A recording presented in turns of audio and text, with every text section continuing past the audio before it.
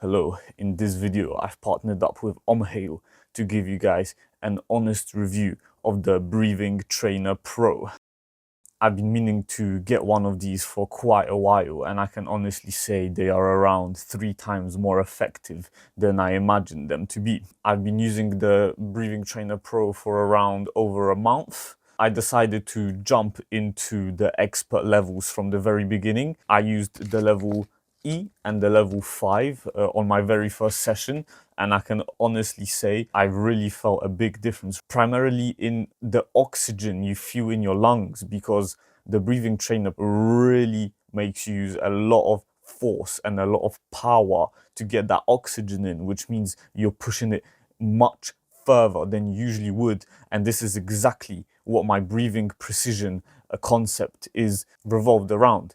Link in the description. You really do feel a difference in your CO2 balance as well. You feel refreshed from the inside simply because the oxygen is reaching much further and you're using your full muscle chain, full activation to really bring that oxygen in. You really do feel a difference even after 1 or 2 breaths. So when you do it for like 5 minutes, the difference is very noticeable. If anyone is interested in getting the trainer, there is a link in the description and a code on the screen. Feel free to get one. I would highly recommend.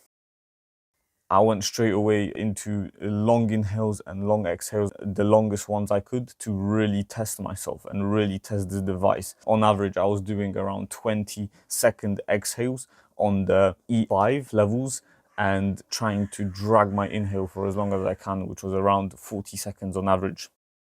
I was playing around with location. Where is it most effective for me to breathe while doing high resistance training? I did awareness in the mouth, awareness in the sternum, awareness in the diaphragm, and I came to the conclusion the sternum area is the best, because if we do the mouth, you're not really focusing on the diaphragm and your chest, so you're not building as much force. If you're doing the diaphragm, the air has to travel much lower because of your awareness, so that is harder to maintain. However, for me, the sweet spot was focusing on my sternum, the middle of my chest. It allowed me to activate my muscles the most, feel more comfortable, survive the longest, and produce the most force. I did both shorter power sessions on levels E5 and the longer endurance levels on C/3, the moderate levels. And I can confidently say doing shorter power sessions is much more effective than keeping yourself at a moderate level and allowing yourself less resistance. The more resistance, the better. The objective is muscle activation, neuron activation, and strengthening the connections. With the Breathing Trainer Pro, I managed to achieve muscle activations I've never achieved before, which was shown on my TikTok as well as on YouTube. Full lung activation, which is simply impossible to do without any resistance. My breathing precision concept mimics this.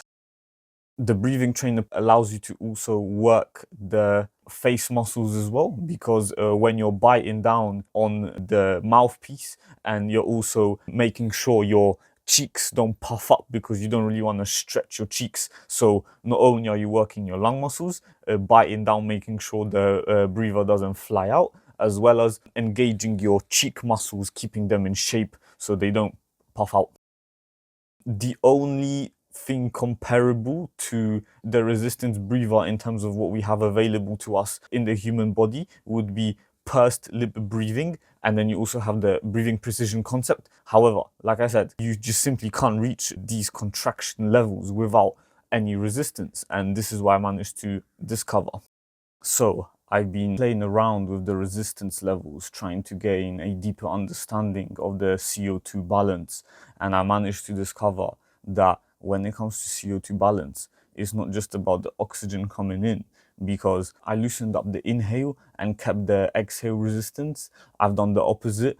I've increased the inhale resistance while loosening the exhale, and I've discovered that even despite having extra oxygen coming in and keeping the resistance, I was still feeling like I'm suffocating. So when it comes to the CO2 balance, it's not just about oxygen coming in, it really is about maintaining a equal inhale and exhale balance.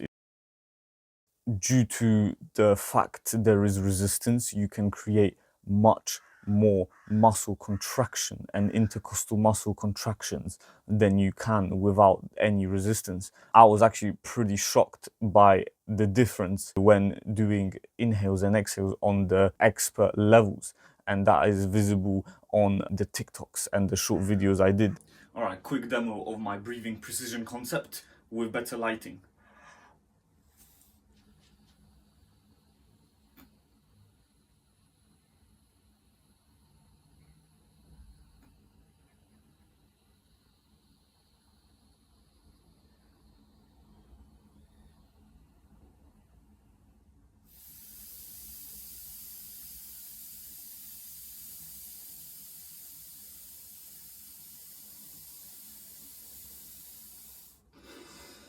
The same thing can be achieved without any resistance. Take a look.